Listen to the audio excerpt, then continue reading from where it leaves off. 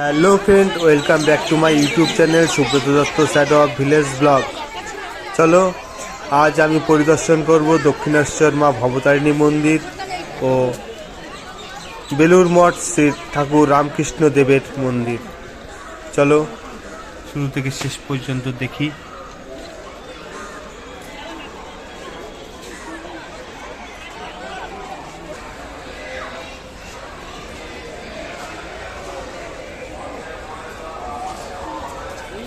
আমি দক্ষিণেশ্বর মা ভবতারিণী মন্দিরে এসে দেখতে পেলাম ক্যামেরা সম্পূর্ণ নিষিদ্ধ, তাই ক্যামেরা বাইরে রেখে তারপরে মন্দিরে আমাকে ঢুকতে হলো। ঠিক আছে, থাকো আমার সাথে।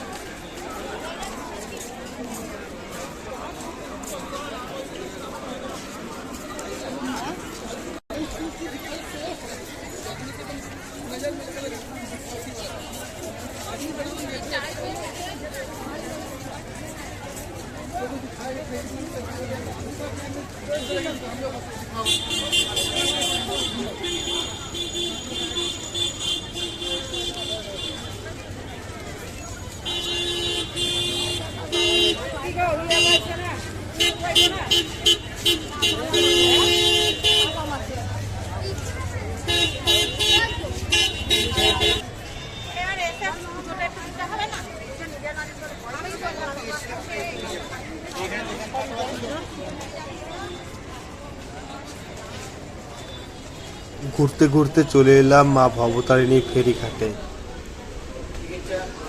নিয়ে গেল সামনে,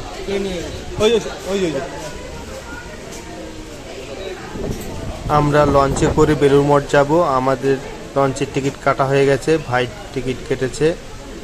আমরা ব্রিজের উপর দিয়ে হেঁটে হেঁটে যাচ্ছি নদীর মাঝ পথে, যেখানে লঞ্চ দাঁড়ায় সেই ঘাটে। পাশেই দেখা যাচ্ছে বালি ব্রিজ। বালি ব্রিজের নিচ দিয়েই সেই লঞ্চ যায় বেলুর মঠে।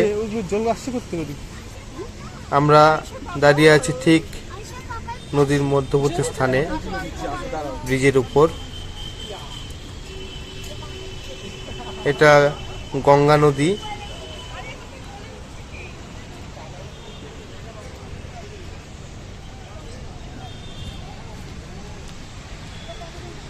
এত মাঝখানে তবু জল নাই। পাশেই দেখতে পাচ্ছ ব্রিজের নিচে কিছু ছেলেরা স্নান করছে। এরা স্থানীয় এখানকারই ছেলে পেলে।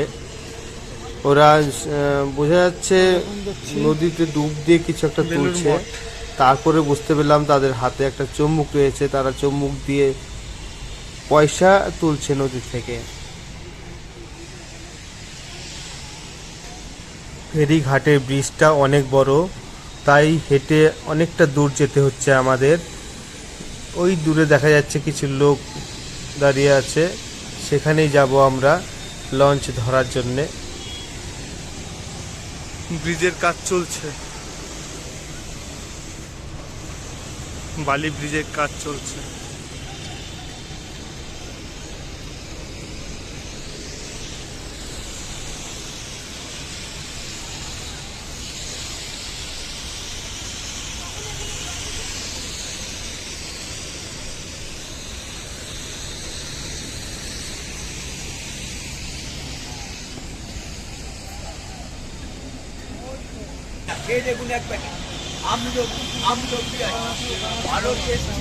দেখো সামনে তাকিয়ে দেখো, প্রচুর ভিড়। বোঝা যাচ্ছে লঞ্চটি ভর্তি হয়ে যাবে। প্রচুর দর্শনার্থী বেলুর মঠে যাওয়ার উদ্দেশ্যে ফেরিঘাটে এসে উপস্থিত।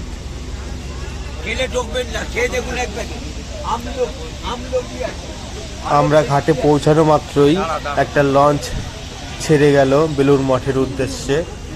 আমরা এটা ধরতে পারলাম না, পরবর্তী লঞ্চে আমাদেরকে যেতে হবে।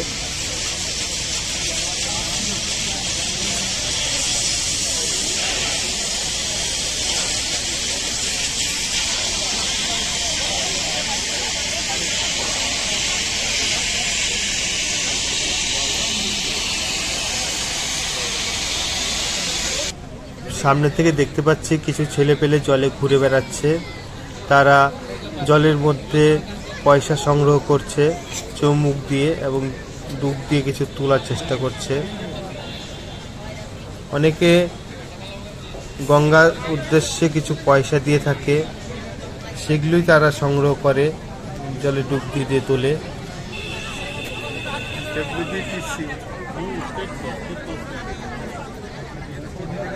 ঘাট থেকে কিছুটা দূরে ঠিক ব্রিজের নিচে দেখতে পাচ্ছি একটা লঞ্চ চলে এসছে যাত্রী বোঝাই করে। তাদেরকে নামিয়েই আমাদেরকে নিয়ে যাবে। আমরা এই লঞ্চে করেই বেলুড় মঠে যাব। পশ্চিমবঙ্গ পরিবহন নিগম।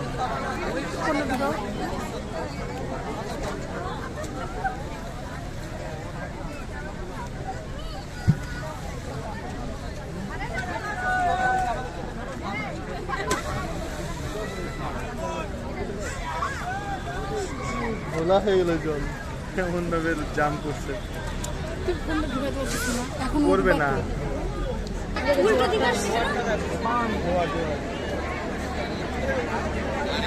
জল দিয়ে বাড়বে খালি।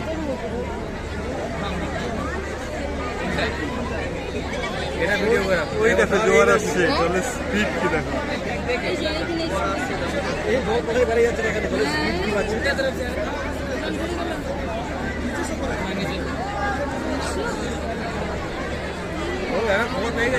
বন্ধুরা দেখো, ওই দূরে দেখা যাচ্ছে নদীর জল ফুলে ফেপে ধেয়ে আসছে আমাদের দিকে।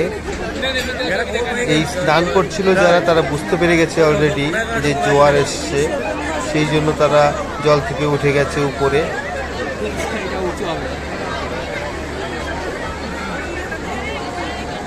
ওই দেখো কি অবস্থা। হ্যাঁ, ও সেই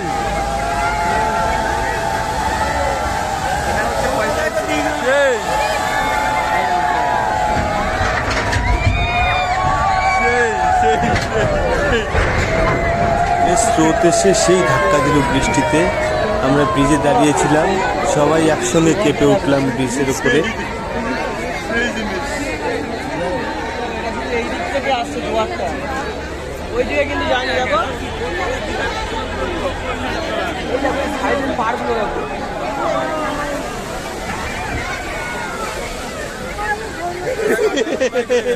কি সুন্দর। ছেলেগুলো আগের থেকেই বুঝতে পেরেছিল হয়তো যে জোয়ার আসছে, যার কারণে তারা আগের থেকেই উঠে পড়েছে ডাঙায়। জোয়ার না, এটা মনে হয় ভূমিকম্প হবে কোনো রকম। জোয়ার হলে পুরো নদীর সাইড থেকে হয়ে আসবে, পুরো চারদিকে থেকে হবে। মনে হয়েছে এটা শুধু ভূমিকম্প। এটা ভূমিকম্প, ওই দিকে জল পুরো স্তব্ধ। ভূমিকম্প তাই হবে, এটা ভূমিকম্প। হয়তো ওই সাইডটায় ভূমিকম্প হয়েছে, এদিকে প্রভাব পড়েছে। ওদিকে দেখো জলগুলো দেখো পুরো স্টপ, যেরকম যেন সাঁতার কাটাবো। হ্যাঁ,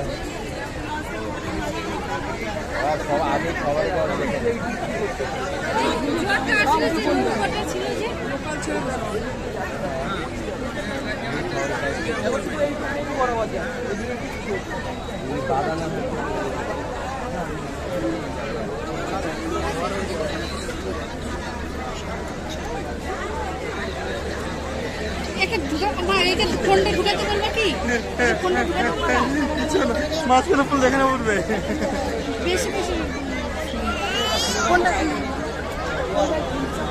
সেই সিনটা দেখতে পারলাম কি। দেখো ও নৌকা নিয়ে তাও কিভাবে স্থির আছে।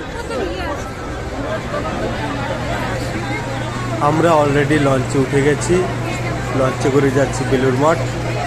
ওই দেখো দূরে দেখা যাচ্ছে বেলুড় মঠের চূড়া, আমি জুম করে দেখানোর চেষ্টা করছি।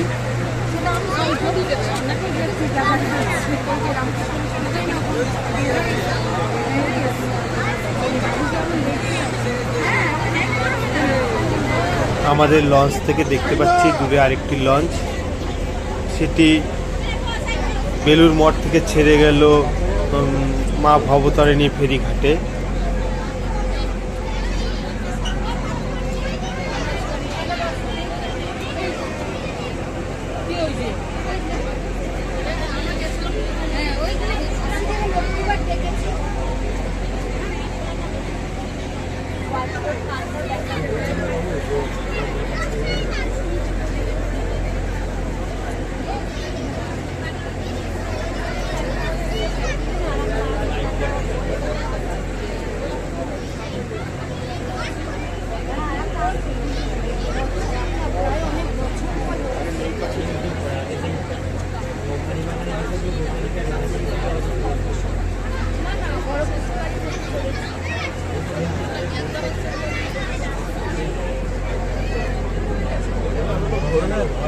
লঞ্চে প্রচুর যাত্রী রয়েছে, অনেকে বসে অনেকে দাঁড়িয়ে, তবে আমি দাঁড়িয়ে রয়েছি।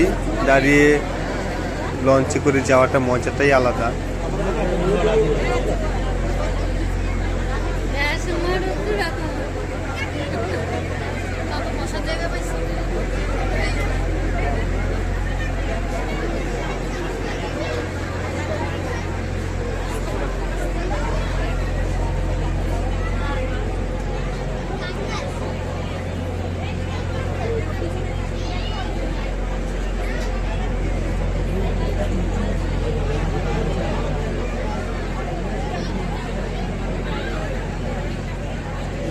যাওয়ার সময় তো লোক এগুলোতে বসেছিল, যাওয়ার সময় লোক এগুলোতে বসে গেছিল। এখন আমরা প্রায় গঙ্গাবক্ষের মাঝামাঝি, আমরা লঞ্চে আছি।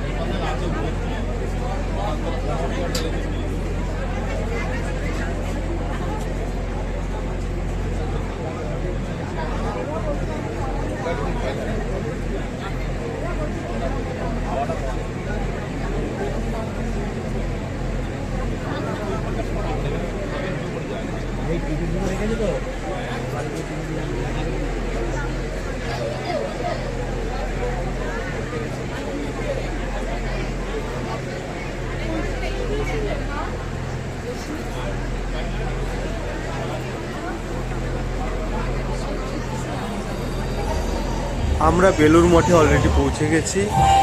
এখানে দেখতে পাচ্ছি কিছু একটা অনুষ্ঠান চলছে,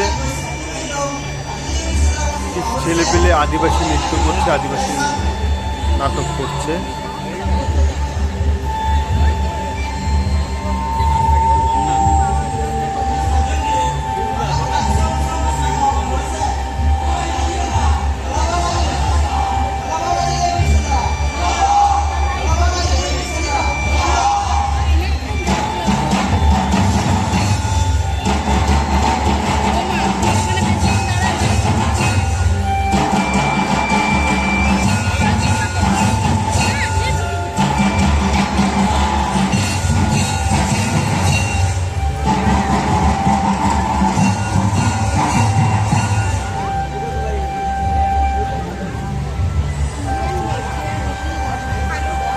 আমরা মঠের ভিতরে ঢুকেছিলাম ঠিকই, তবে মঠের গেট বন্ধ হয়ে গেছিল।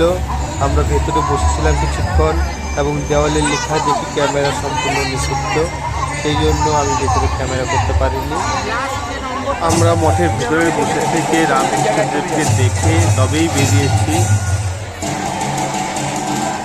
এখন আমাদের ফেরার পালা, অনেক সময় কাটালাম, এখন আসি, টাটা, বাই।